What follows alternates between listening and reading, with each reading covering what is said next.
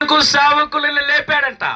అయితే వాక్యం ఆడ గమనించినట్లయితే ఆడ చదివిన వాక్య భాగంలో అనేకులు సేవకులను అక్కడ పుట్టించాడా లేపాడా? మొదటిగా పుట్టించాడు, అవును. తర్వాత రెండవది లేపాడు, అవునా?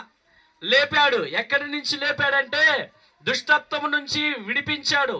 ఇంతకుముందు ఉన్న సేవకుల్లో ఎలా ఉండేవాళ్ళు? ఇంతకుముందు సేవకు రాకముందు ఎలాంటి స్థితిలో ఉండేవాళ్ళు? భయంకరులుగా ఉండేవాళ్ళు. నన్ను గదిలిస్తే నేను ఇంతకుముందు రౌడీని అంటారు ఒక్కొక్కరు సేవకుడు అంటే. నేను రౌడీ చేశా, ఇప్పుడు నన్ను దేవుని సేవకుడు పిలిచాడు అన్నారు, అవునా? నేను ఎవరినో మీకు తెలియదుగా.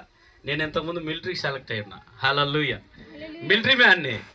కనీసం నెలకి 70,000-80,000 జీతం నాకు స్టార్టింగ్లోనే. అలాంటిది దేవుడు నన్ను ఏం చేశాడు తెలుసా? అది వద్దాయని చెప్పేసి దేవుడు నన్ను పరిచర్యకు నిలబెట్టాడు. అర్థమవుతుందా? ఎందుకని? కారణం ఏంటంటే దేవుడు ఒక్కొక్కరిని ఏం చేశాడు? ఒక్కొక్కరిని లేపాడు, ఒక్కొక్కరిని పుట్టించాడు. తన సేవకు పని చేసే భారం మన మీద మోపాడు. ఈరోజు ఈ వాక్యం వింటున్న మన జీవితంలో మన మీద మోపబడిన ఈ పరిచర్యను మనం ఎలా చేస్తా ఉన్నాం? మన మీద మోపబడిన ఈ భారమును మనం మోస్తూనే ఉండాలి. ఎంతవరకు మోస్తాలా? నీ సేవలో ఎదురైనా ఎన్నో సమస్యలలో నా బలమును చూచుకొని నిరాశ చెంది తిని, భారమైన ఈ సేవను ఇక చేయలేను నేననుకొనగా, భారమైన ఈ సేవను ఇక చేయలేను నేననుకొనగా, ప్రధాన యాజకుడా యేసు,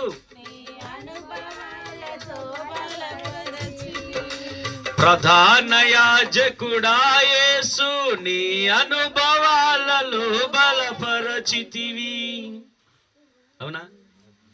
ఆయన ఏం చేశాడు? నీ సేవలో ఎదురైన ఎన్నో సమస్యలు, మన జీవితంలో సమస్యలు వస్తాయి. అర్థమవుతుందా? ఎన్నో సమస్యలు. మనం వెళ్తున్నప్పుడు, పరిచర్య చేస్తున్నప్పుడు కొంతమంది మనం అరిచేవారు ఉంటారు. ఒకసారికి సువార్తకు వెళ్ళాలంటే సేవకుడు మీద పెట్టిన భారం బట్టి సువార్తకు వెళ్ళాడు. ఈరోజు ఈ వాక్యం ఏంటంటే మన జీవితంలో మన మీద మోపబడిన భారం ఏంటి? మన మీద మోపబడ్డాడు, మన మీద దేవుడు చాలా భారం పెట్టాడు.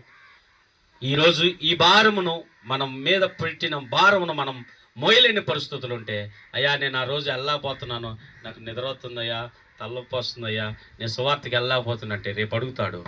ఆ సమయంలో ఏం చెప్పలేని పరిస్థితులు ఉంటాం. నిజంగా ఈరోజు వాస్తవంగా నేను ఈరోజు రాను కూడా. తన సేవకులను పుట్టించి ఆయన ఏం చేశాడు? లేపాడు. రెండో మాటలు గమనించినట్లయితే యెషయా గ్రంథము 53వ అధ్యాయము 13వ వచనం చూద్దాం. యెషయా 53:13 చదవండి. యెషయా 53:13 ఏం చేశాడు? అక్కడ చదివిన కదా, చెప్పండి ఆ మాటనే.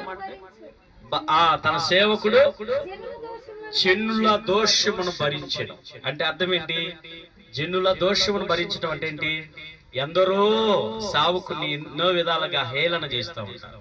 ఎందరో సేవకుని దగ్గరకు వచ్చినప్పుడు బాగున్న పాస్టర్ గారు మంచివాడును అంటారు, పక్కకు పోయినాక చెప్పండి మాకు తెలుసు అలా అనేవాళ్ళు ఉంటారు, అలా తిట్టే వాళ్ళు ఉంటారు.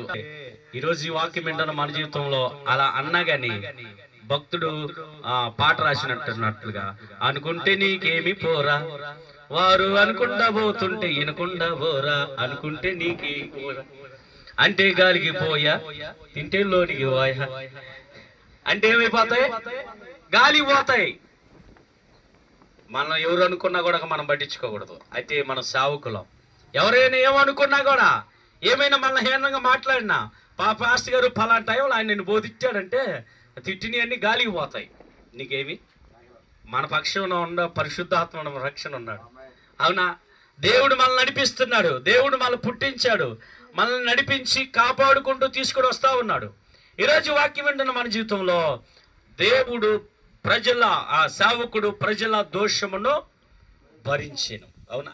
ఈరోజు వాక్యం వింటున్న గమనించినట్లయితే అనేకులు సేవ జీవితంలో పరిచర్య చేస్తున్నప్పుడు అనేకులను హేళనగా మాట్లాడేవారు ఉంటారు, సేవకుని అవమానపరిచేవారు ఉంటారు, తిట్టేవారు ఉంటారు, అనేక విధంగా మాట్లాడేవారు ఉంటారు. వీటన్నిటిని జయించుకొని వాటన్నిటిని బరాయించుకున్న వారే సేవ పరిచర్యలు నమ్మకంగా కొనసాగేవారు. గట్టిగా చప్పట్లు కొడుతూ ప్రభునామమును స్తుతిద్దాం. వీటన్నిటిని జయించుకోవాలి. ఎవరేమన్నా కూడా ఒక మాట అంటే అనకూడదని ప్రభువారు అన్నా. ఒక చెంప కొడితే ఇంకో చెంప తిట్టమని ప్రభువారు చెప్పాడు. ఆయన పోలికలో మనం నడుచుకోవాలి. ప్రభు పోలికలో పౌలు వారు నడుచుకున్నాడు. ప్రభు పోలికలు మనలో ఉండాలి. అవునా? పౌలు వారు కొట్టినా మాట్లాడాల, దూషించినా మాట్లాడాల, రాళ్లతో కొట్టారు, రంపములతో కోశారు భయంకరంగా. ఇంకా దానియేలుని చూసినట్లయితే మనకు తెలుసు ఏం చేశాడు. సింహాల బోనులు వేశాడు. సింహాల బోనులు వేస్తే సింహాలు బాగున్నాయి నాయన గారు అన్నారా? ఏమన్నారు? సింహాలు ఏమన్నాయి? సింహాల బోనులు వేస్తే సింహాలే చెవులతో చాటలు ఊపిరి. చెవులతో ఏముని గాలి. చప్పట్లు కొట్టండి ఒకసారి. సింహాల బోనులు వేస్తే సింహాల బోనులో దానియేలుని ఏం చేశాయి? ఏం మాట్లాడాల. దేవుని యందు విశ్వాసం కలిగి నమ్మకం కొనసాగితే ముగ్గురిని అగ్నిలో వేశారు. ముగ్గురు షడ్రకు మెషక్ అబేద్నెగోలు.